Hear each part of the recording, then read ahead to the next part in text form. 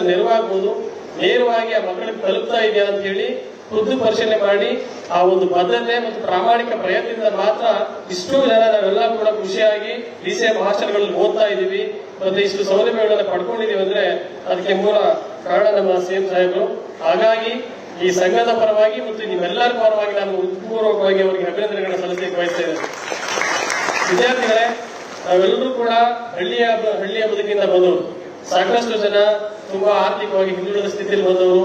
ಬೇರೆ ಬೇರೆ ಜಾಗದ ನಮ್ಮ ರಾಜ್ಯದ ಬೇರೆ ಬೇರೆ ಜಿಲ್ಲೆಗಳಿಂದಲೂ ಕೂಡ ಬಾಗಲಕೋಟೆ, ಬೀದರ್, ಗುಲ್ಬರ್ಗ, ರಾಯಚೂರು, ಬಳ್ಳಾರಿ ಎಲ್ಲ ಜಿಲ್ಲೆಗಳಿಂದ ನಾವು ಓದ್ತಾ ಇದ್ದಾಗ ಆ ಭಾಗದ ಮಕ್ಕಳಿಗೆ ಬರ್ತಾ ಇದ್ರು ಮೈಸೂರು ಜಿಲ್ಲೆಗೆ ಓದಲಿಕ್ಕೆ. ಯಾಕೆಂದ್ರೆ DCM ಹಾಸ್ಟೆಲ್ ಇದ್ದು ಇಲ್ಲಿ ಅಡ್ಮಿಷನ್ ಸಿಗ್ತಾ ಇದೆ ಮತ್ತು ವಿದ್ಯಾಭ್ಯಾಸಕ್ಕೆ ಇಲ್ಲಿ ಪೂರಕವಾದ ವಾತಾವರಣ ಇದೆ. ಹಾಗಾಗಿ ನಾವು ಚೆನ್ನಾಗಿ ಓದ್ಬೇಕು ಅಂತ ಹೇಳಿ ಎಲ್ಲ ಮಕ್ಕಳು ಕೂಡ ಬರ್ತಾ ಇದ್ರು. ಅವ್ರ ಜೊತೆ ನಾವು ಒಡನಾಟ ಮಾಡ್ತಾ ಇದ್ವಿ.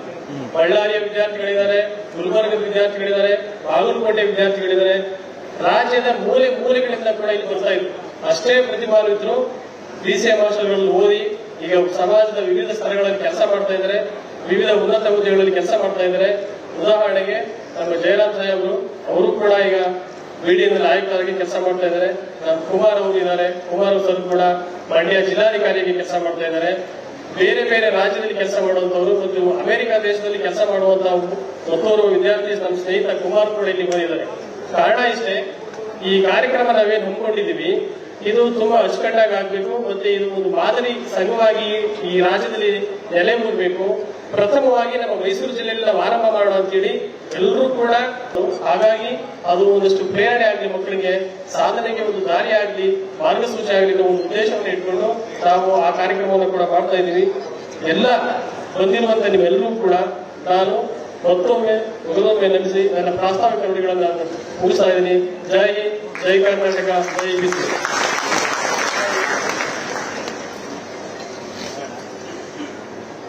ಸಂಘದ ಮುಂದಿನ ಹಾದಿಯ ಬಗ್ಗೆ ತಮ್ಮ ಅಭಿಮತವನ್ನು ವ್ಯಕ್ತಪಡಿಸಿದಂತಹ ಶ್ರೀ ಶಿವಸ್ವಾಮಿ ಅವರಿಗೆ ಅನಂತ ವಂದನೆಗಳು. ಸಂಘದ ವತಿಯಿಂದ ಮಾನ್ಯ ಮುಖ್ಯಮಂತ್ರಿಗಳಿಗೆ ಮನವಿ ಪತ್ರವನ್ನು ಸಲ್ಲಿಸಲಿದ್ದಾರೆ. ಸಂಘದ ಅಧ್ಯಕ್ಷರಾದಂತಹ ಶ್ರೀ ಶಿವಸ್ವಾಮಿ ಅವರು, ಹಾಗೆ ಮಂಡ್ಯ ಜಿಲ್ಲಾಧಿಕಾರಿಗಳಾದ ಶ್ರೀ ಡಾಕ್ಟರ್ ಕುಮಾರ್ ಅವರು, ಹಾಗೆ BDA ಆಯುಕ್ತರಾದಂತಹ ಶ್ರೀ ಜಯರಾಮ್ ಸರ್ ಅವರು, ಎಲ್ಲರೂ ಕೂಡ ಡಾಕ್ಟರ್ ಸಿಮಯ್ಯ ಅವರೇ, ಹಿರಿಯ ಅಧಿಕಾರಿಗಳಾದಂತಹ ಜಯರಾಮ್ ಅವರೇ, ದಯಾನಂದ್ ಅವರೇ, ಸಮಾರಂಭದ ಅಧ್ಯಕ್ಷತೆಯನ್ನು ವಹಿಸಿರುವಂತಹ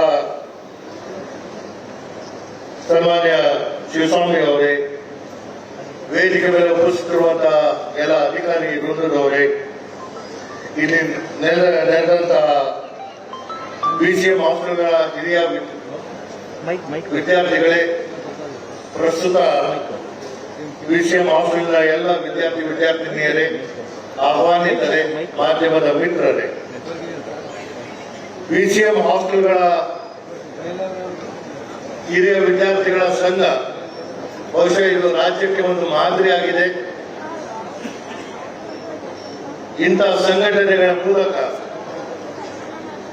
ಹಾಸ್ಟೆಲಿನ ನಿರ್ವಹಣೆ ಮತ್ತು ಅಲ್ಲಿರುವಂತಹ ನ್ಯೂನತೆಗಳನ್ನ ಇನ್ನೂ ಹೆಚ್ಚಿನ ರೀತಿಯಲ್ಲಿ ಅದನ್ನು ಸರಿಪಡಿಸುವಂತದಕ್ಕೆ ಅವಕಾಶ ಆಗುತ್ತೆ. ಈ ಒಂದು ಪರಿಕಲ್ಪನೆಯನ್ನ ಹುಟ್ಟು ಹಾಕಿಸಿ ಇವತ್ತು ಈ ಸಂಘದ ಉದ್ಘಾಟನೆಯನ್ನ ನಿರ್ವಹಿಸಲು ಕಾರ್ಯಕರ್ತರಾದ ಎಲ್ಲರಿಗೂ ನಾನು ಅಭಿನಂದನೆಗಳನ್ನ ಸಲ್ಲಿಸ್ತೇನೆ. ಸಂಘದ ಅಧ್ಯಕ್ಷರಾದಂತಹ ಶಿವಸ್ವಾಮಿ ಅವರು ಸನ್ಮಾನ್ಯ ಮುಖ್ಯಮಂತ್ರಿಗಳು 1994ರಲ್ಲಿ ಉಪಮುಖ್ಯಮಂತ್ರಿಗಳಾಗಿದ್ದಂತಹ ಸಂದರ್ಭದಿಂದ